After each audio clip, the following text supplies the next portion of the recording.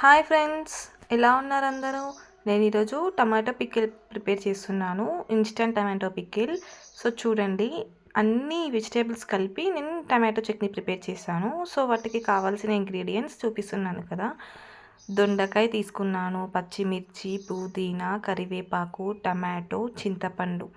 So first మనం pan పెట్టుకొని oil వేసి దొండకాయ ఇలా ఫ్రై చేసుకోవాలి. కొంచెం ఫ్రై అయిన తర్వాత పుదీనా లీవ్స్ వేయాలి. ఆ తర్వాత కొంచెం ఫ్రై అయిన తర్వాత చిల్లీ అంటే పచ్చిమిర్చి కూడా యాడ్ చేయాలి. 2-3 పచ్చిమిర్చి, ఎక్కువగా కాదు.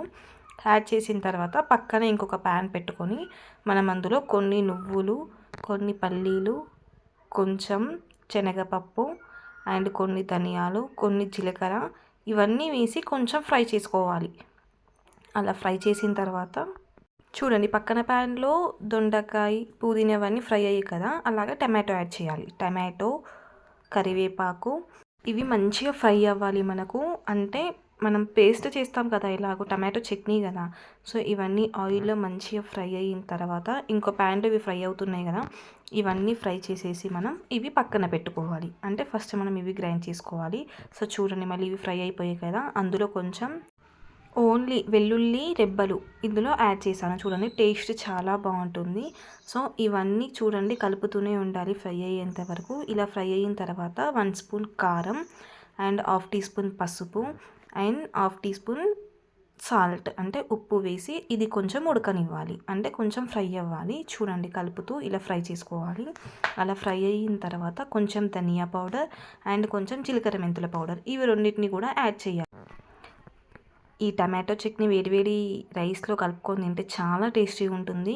వేడి అన్నం, గీ అండ్ టమాటో చట్నీ చాలా టేస్టీగా ఉంటుంది. చూడండి, ఫైనల్లీ మనకి ఇలా రెడీ అయిపోయింది కదా. కారం కూడా మగ్గింది అందులో. అండ్ లాస్ట్లీ చింతపండు వేసుకోవాలి. లైట్గా వేసుకున్నాను నేను, ఎక్కువగా కాకుండా. సో మనం ఫ్రై అయిన నువ్వులు, పల్లీలు అవన్నీ మనం ఫ్రై చేసాం కదా, అవన్నీ ఇప్పుడు మనం మిక్సీ జార్లో వేసుకొని అది మిక్సీ చేసుకోవాలి. చూడండి, పౌడర్ మనకి ఇలా రెడీ అయిపోయింది. ఫైనల్లీ గ్యాస్ ఆఫ్ చేసేసి మనం ఈ టమాటోని అంతా కొంచెం చల్లగైన తర్వాత మిక్సీ జార్లో వేసుకొని మిక్సీ చేసుకోవాలి. చూడండి, ఇలా మెత్తగా పేస్ట్లా చేసుకుంటే చాలా టేస్టీగా ఉంటుంది. మనం ఇది దోశలోకైనా, చపాతీస్లోకైనా, రైస్లోకైనా చాలా బాగుంటుంది టేస్ట్. ఇలా ప్రిపేర్ చేసుకోవాలి. అలా చేసిన తర్వాత నేను పౌడర్ చేసుకున్నాను కదా, ఆ పౌడర్ ఇప్పుడు మళ్ళీ యాడ్ చేసి మళ్ళీ ఒకసారి మిక్సీ చేస్తున్నాను. చూడండి, ఈ పౌడర్ కూడా చాలా హెల్తీ మేడం. ఇందులో నువ్వులు, పల్లీలు ఇవన్నీ యూజ్ చేసాం కదా, చాలా హెల్తీ. సో ఫైనల్లీ ఇప్పుడు పోపు పెట్టేస్తున్నాం అన్నమాట. పోపుకి కావాల్సిన ఇంగ్రీడియంట్స్ కామనే కదా. చూడండి, ఆయిల్ పోసేసి మనం అందులో కొంచెం జీలకర్ర, కొన్ని ఆవాలు, అలాగే ఇందులో ఫ్లేవర్ చాలా బాగా వస్తుందండి. మినప్పప్పు ఉంటుంది కదా, అది మనం యాడ్ చేసుకోవాలి. టమాటో చట్నీలో మాత్రం ఫ్లేవర్ చాలా బాగుంటుంది ఇట్లా మనం ఆయిల్లో మినపప్పు వేసుకుంటే. అలాగే చట్నీ తింటుంటే కూడా సైడ్స్కి మనకి ఈ మినపప్పు తగులుతూ ఉంటుంటే వావ్, చాలా బాగుంటుంది. సో ఇవన్నీ ఫ్రై అయిన తర్వాత కొంచెం ఎండుమిర్చి వేసాను, అది కూడా ఫ్రై అయిన తర్వాత కొన్ని వెల్లుల్లి రెబ్బలు కట్ చేసి పెట్టుకున్నాను. చూడండి, అవి ఆయిల్లో వేస్తున్నాను. ఆయిల్లో కొంచెం బ్రౌన్ కావాలి. అవి మనం రైస్లో కలుపుకొని తింటుంటే చాలా టేస్టీగా ఉంటుంది. ఆ వెల్లుల్లి అసలు మనం సైడ్ కూడా తీసేయము, అంత బాగుంటుంది. రైస్లోనే కలిసిపోతుంది అనమాట వెల్లుల్లి. సో అలా వెల్లుల్లి కూడా ఫ్రై అయిన తర్వాత కరివేపాకు వేసాను. కరివేపాకు వేసి కొంచెం పసుపు యాడ్ చేశాను. ఇప్పుడు మనకు పోపు రెడీ అయిపోయింది.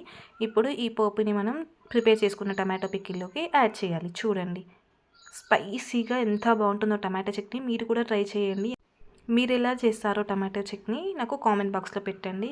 నేనైతే ఇలా అన్ని వెజిటేబుల్స్ వేసి టమాటో చట్నీ ప్రిపేర్ చేశాను, చాలా టేస్టీగా ఉంటుంది. మీరు ఎలా ట్రై చేస్తారో కామెంట్ బాక్స్లో పెట్టండి. Please like, share, comment, subscribe my channel. Thank you for watching.